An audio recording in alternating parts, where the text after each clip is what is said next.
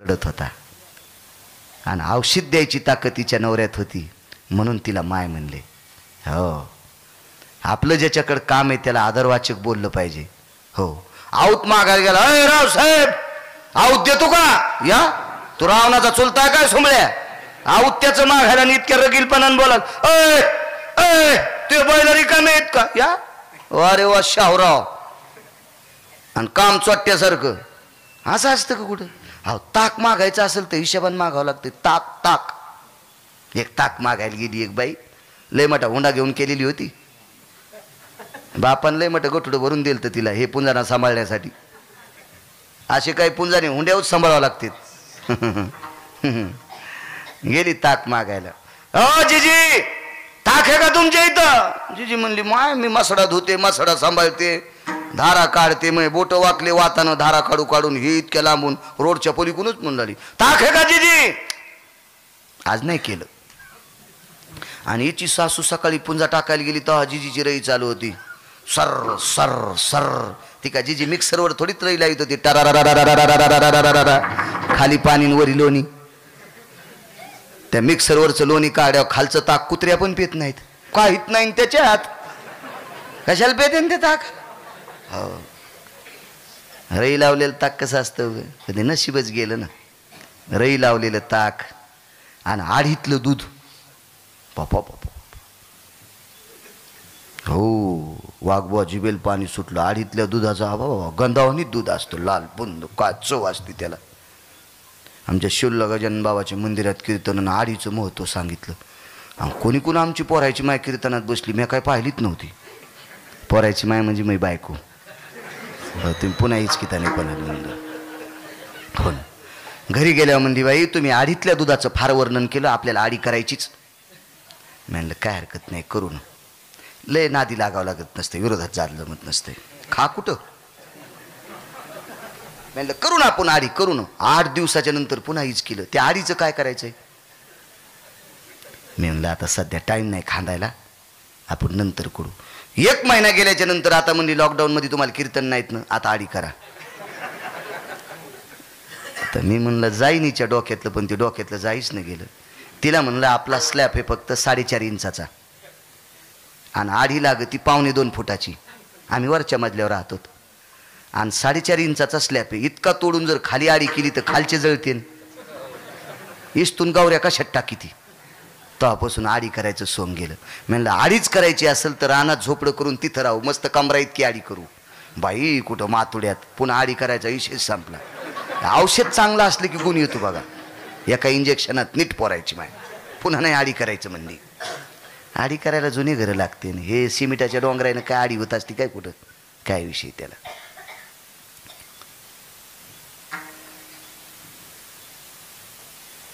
काय सांगू लागलो? हा माय म्हणले, माय माय. हा ताक मागायला सासून सकाळी रई लावताना जीजी पाहिली होती. आणि बबे तू गेलती ना, ताक कसं मागितलं? काय नाही, मी अलीकडे वट्यावरूनच मागितलं. सकाता त्याच्या वट्यावर होते आणि सकाता त्याच्या वट्यावरूनच म्हणले, जीजी ताक झालं का? सासू म्हणली, बाई हे पुंजानं आपल्या हावली केला, पण बापानं 35 लाख याच्यासाठीच दिलते. हे मेमरी कार्ड उघडलेलं कार्ड सांभाळा. हो त्याच्यासाठीच ग थोडे दिलं ते. असं असतंच ते. पुन्हा काय टप्परे बोलायची. टोपलं भरून दिलाय हुंडा सांभाळायला. जीजी म्हणलं मी आणते ताक. सासू म्हणली, हो तुम्हालाच लय देईन आता. ही नेमकीच पुंजाना टाकून आलती, तोंड पण नव्हतं धुतलं, लगेच गेली. जीजी घरी आहेस का ग? हे जीजी घरी आहेस का? घरी कोण आणती काय? काय हो मीच आहे ग जीजी. बाई सकाळी सकाळी, अगं आताच पुंजा टाकून आले. ते काय झालं, काल दुपारा शाळातून तो नातू येऊ लागला आणि काय रोड तापलेला बाई. काय दुपारचं ऊन, काय त्या पोराचे पाय भाजू लागले, पोरग चिरचिर आळू लागलं बाई. मी तशीच पळत आले आणि त्याचे पाय लाल जरच झालते. तशीच माझ्या रानात पाय बुडिले. माय आणती का? तू असल्यामुळं माझ्या नाताचे पाय भाजले नाही बाई. चहा घे ना, तोंड धुवाचं राहिले. घे चुलीतला ढेपसा. नाही बाई, मग अजून सडा सारून. अगं कवरक मरत आकड्या देते, काय दिवसाला बांधून देणार आहेत पोट्टे, काय इतकी बेजार व्हालीस. घे ढेपसान घास दात. निरशा दुधाचा चहा प्याला अंतिकीनं. निरशा दुधाचा परात भरून चहा. बाशा नव्हत्या तवा, काठा बरोबर परात अशी. बोक्याची चुलतीच. अर्धा लिटर दुधाचा चहा प्याला. माय येऊ का? माय बस न ग अंतिके, किती दिवसाला आलीस बाई, बस बस बस. अग आज मथाऱ्याचे पित्र येत, म्हणजे अंतिकीच्या सासऱ्याचे. आणि पित्राला म्हणलं कढी करा. अगं काय अंतिका ताक नेते, थांब. सकाळी ताक 2-3 रान्न केलंय. डेरे रान्न नाही, डेरे डेरे. रान्न म्हणलं लोक म्हणतील हे बायकाला, हे मोठे चालू असतात माणसं. 2-3 डेरे. हा हे म्हणले मी बी तेच म्हणालो. 2-3 डेरे ताक आहे. काय नेती बाई ताक, थांब बस. जरासं दही घेऊन जाय. सून म्हणली आत्या, मी तुम्हाला म्हणलं होतं जिजीची तर ताक नाही झालं. अगं म्हणली ताक गुंडी भर आणलंय, आणि ताक बी दही बी जग भर आणले. ते तुटक्या दांड्याचा जग होता तिच्या बाब्याच्या लग्नात आलेला. त्या जगायला कुठं दांडे राहिले. सप्रेम भेटीतला जग महाराजाच्या हातात देणं, दांडा हातात आणि जग पायाव. फुटलो महाराजाचं बोट. आणि मग ती बाई रडू लागली. बाई मी म्हणलं लागलं मला, तू काऊन रडायली? तसं नाही महाराज, बाई आमची इथं महाराजांच्या पाया पडायची सवय माणसाला लागली, तेव्हापासून भांडायला पण लागली. इतकी बाई हुशार, ती म्हणलीच नाही माझ्या बाब्याच्या लग्नातला तुटक्या दांड्याचा जग म्हणून. अशा काही काही हुशार, उघडं पडूच देत नाहीत काही काय बाया. हो लय भारी. ताक मागायसाठी लिंता लागती. त्या जगाच्या मालकाचे डोळे पुसायचे त्या डॉक्टरच्या हातात आहे, त्या बाईच्या नवऱ्याच्या हातात आहे. म्हणून मारुतीराय तिला माय म्हणले. माय माय मी हनुमंत आहे. आतमध्ये गेले. होय व, अहो होय व, अहो ऐकलं का? काय? माय ते आपली लंका जाळलेलं शेपटीवाला आले. कशाला? आणि तुम्हाला बोलायचं. घे दार लावून, दार लावून घे. लावून घेतलं दार. मारुतीरायन पुन्हा शेपटीच्या गोंड्यानं दार वाजलं. बाई ओ बाई. काय? मालकाला 2 मिनिटं बोलायचे. ते आतून म्हणलं, त्याला म्हण बाहेर गेले म्हण.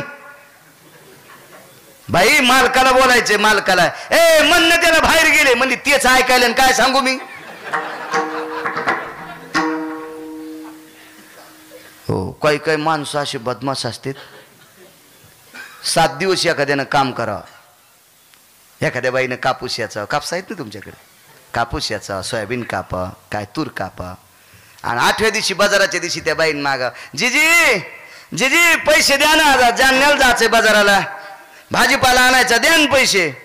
ते गेलेत जालन्याला, आणि त्याचे बुट तर बाहेरच आहेत. आज ते मायात चपला घालून गेले. अरे वा, जिजी पैठणच्या तळ्यात टाका, तारानं पाय बांधून माशा तरी सुधरते नीला खाल्ल्यावर. काम करणारीचे पैसे द्यायचे, मालक मधातून तरी म्हणते जालन्याला गेला.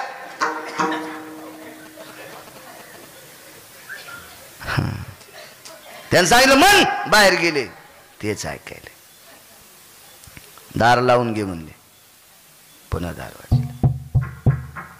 बाई तुमच्या पाया पडतो, मालकाला 2 मिनिटं आणा. अहो ती म्हणली नका जाऊ, पण चला ना माय, ते बिले हाटी. त्याच्या सगळ्या अंगातून घाम निघत होता. त्याला माहित होतं मारुतीरायची ताकद काय. हे ज्या रावणाचं ऐकून इंजेक्शन देत होतं, याच्या मालकाच्या दाढीन मिशा एका खपक्यात जाळल्या होत्या त्यानं. हनुमंत महाबळीन दाढी रावणाची, बळीयाचा शिरोमणी. लटलट लटलट कापस सुशील लागला. काय का आमच्या मालकाचे लहाने भाऊ आजारी आहेत, त्यांना शक्ती लागली, रावणानं शक्ती मारली, कृपया एक विनंती करा, औषधोपचार करण्यासाठी यावं लागते. ते म्हणले रावणाला जाऊन भेटा. आता रावण येऊ दे तू. हा येणार नाही तुम्ही? नाही म्हणजे याचं काय हरकत नाही, पण मी तुमच्याकडे आलो असं रावणाला कळालं की रावण सकाळी मग अख्खा संसार फुकून देते. मारुतीराय म्हणले आल्यावर ते फुकून देते, नाही आल्यावर मी फुकितो.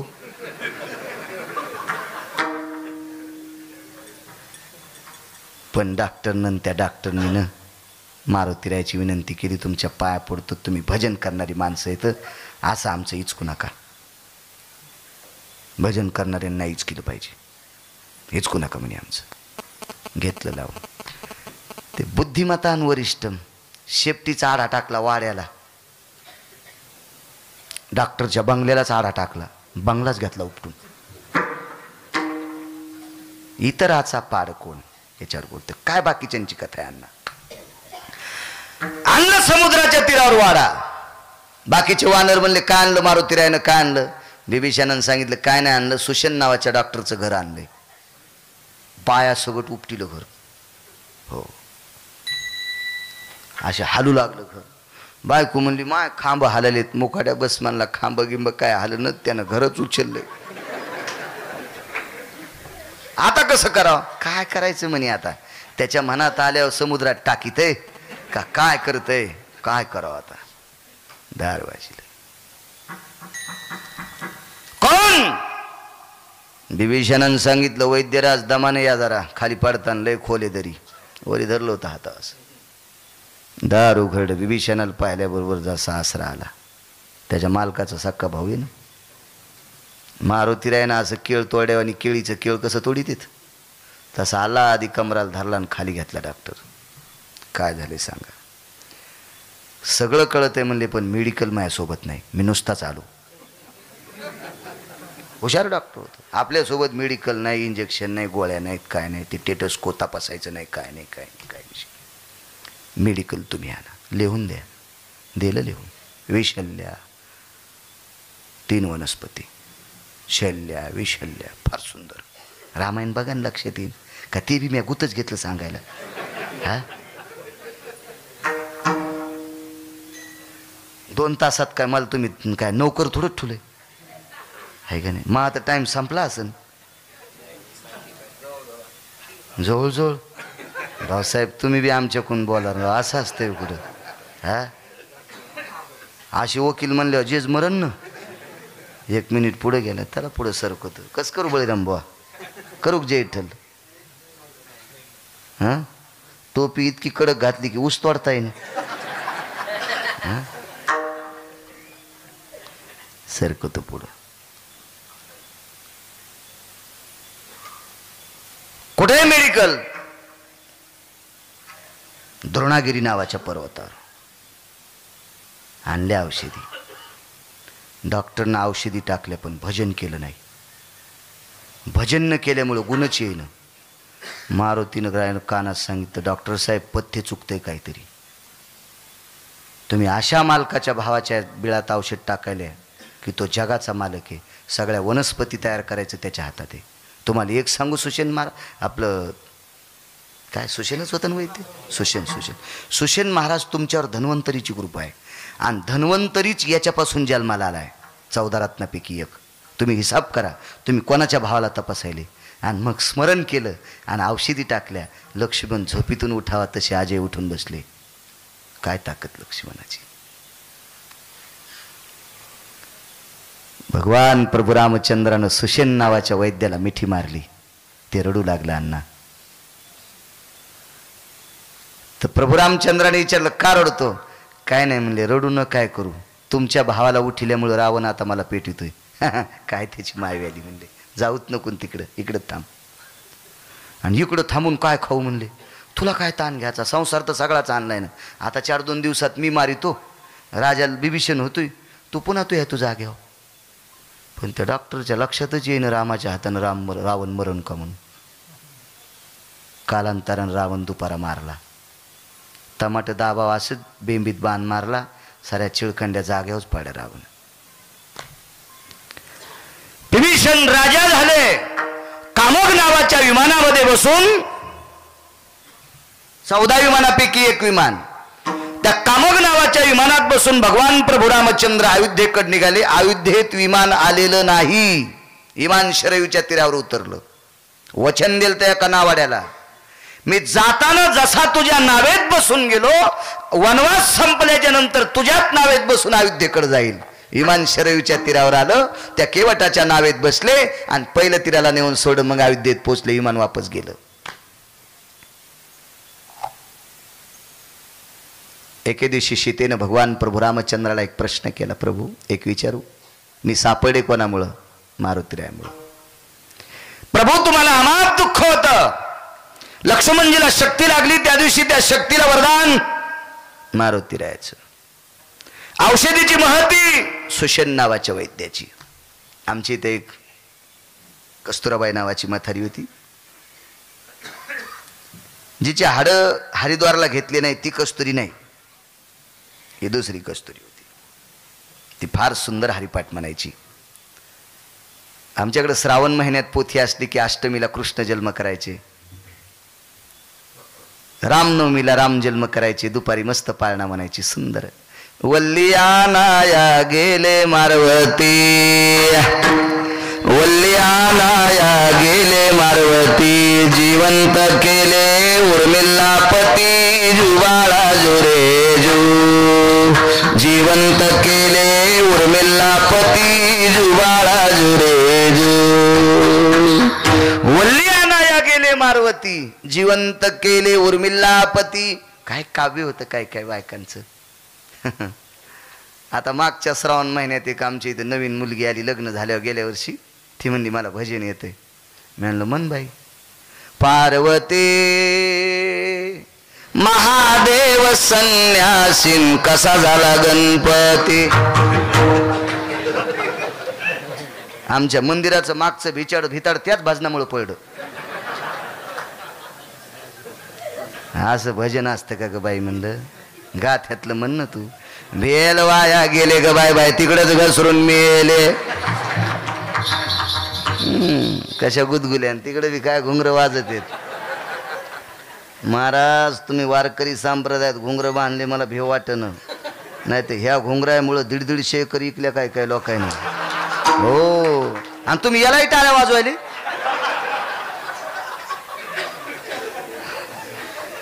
हो, हे संप्रदायातले घुंगरे आहेत बापा. हो, आमच्या इथल्या भाऊसाहेबांनी 350 एकर जमीन इकली. दैले ओढीत होतो आखरीच्या टायमाला. दैले नाही कळायचे तात्या तुम्हाला. आमच्या इकडे ओढून टाकलेल्या बिडीच्या दोंडकाला दैल्या म्हणते.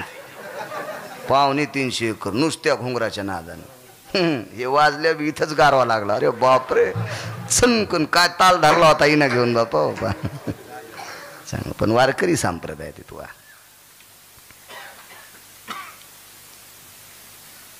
प्रभू मारुतीरायांची कृपा होय म्हणे. सीते, हनुमंताला औषधीविषयी माहिती सांगितली सुषेण नावाच्या डॉक्टरनं. संध्याकाळी चर्चा झाली. दुसऱ्या दिवशी सकाळी लंकेतनं निरोप आला विभीषणाचा. जगदानंद कंद जगतपती भगवान प्रभू रामचंद्र अयोध्या नरेश कळावे.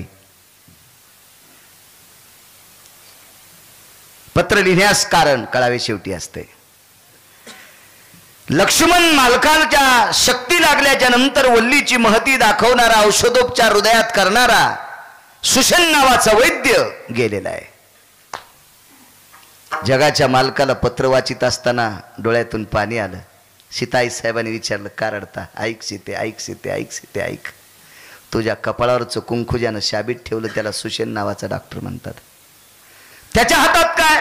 ऐक म्हणे, तो जर नसता भेटला तर लक्ष्मण वाचले नसते, आणि लक्ष्मण वाचले नसते तर प्रभू रामचंद्राने स्वतःचं शरीर ठेवलं नसतं. तुझ्या कपाळावर कुठं कुंकू राहिलं असतं.